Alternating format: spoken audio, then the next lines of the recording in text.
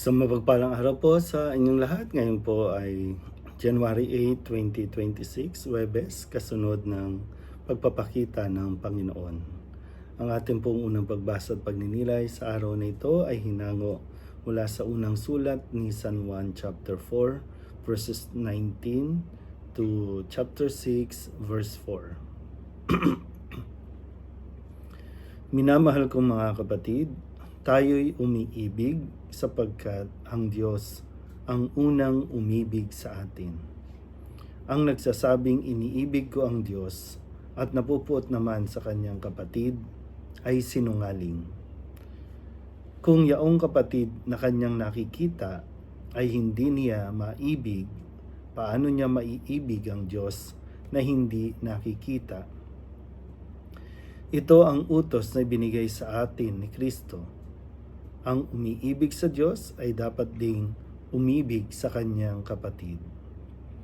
Inaaring mga anak ng Diyos ang sumasampalatayang si Jesus ang Mesiyas at sino mang umiibig sa Ama ay umiibig din sa mga anak. Ito ang palatandaang iniibig natin ng mga anak ng Diyos.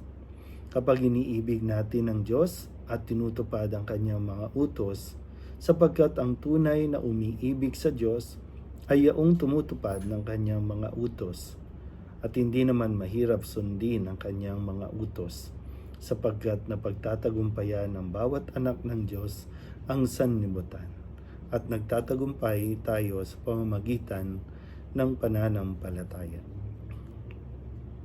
Ang salita ng Diyos.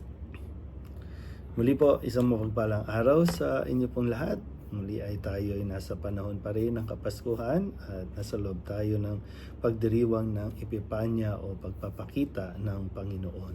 Kung saan muli si Kristo ang tanda ng pag-ibig ng Diyos. Inibig tayo ng Diyos at kung kaya sabi nga gayon na lang ang pag-ibig ng Diyos sa sanlibutan upang ibigay niya ang kanyang buktong na anak para sa atin. At ang Diyos ay umiiral dahil sa pag-ibig at gusto niyang mahalin ang tao. Kaya malinaw po na sinabi dito na ang Diyos ang unang nagmahal, ang Diyos ang unang umibig sa atin bago pa natin siya minamahal o bago pa natin siyang piliin mahalin. At muli, ang pag-ibig ay isang pagpili, isang desisyon na dapat nating gawin.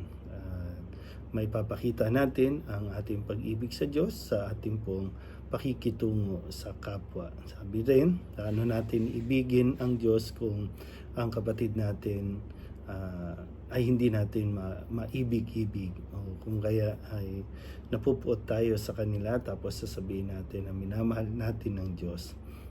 Isang kasinungalingan ang ganong mga pangungusap o mga damdamin. Kaya nawa, patuloy natin na pagnilayan na nasaan na nga ba ang lalim ng ating pag-unawa tungkol sa usapin ng pag-ibig.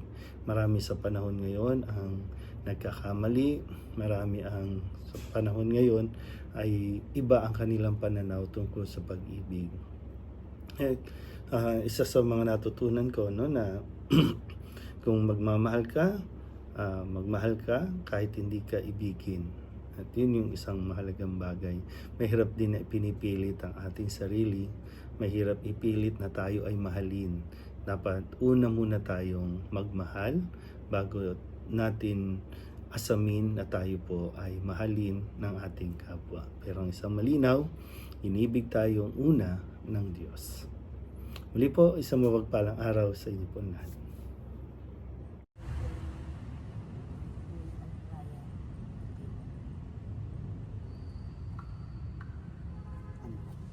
T-shirt ni si Juan. Kulang siya eh.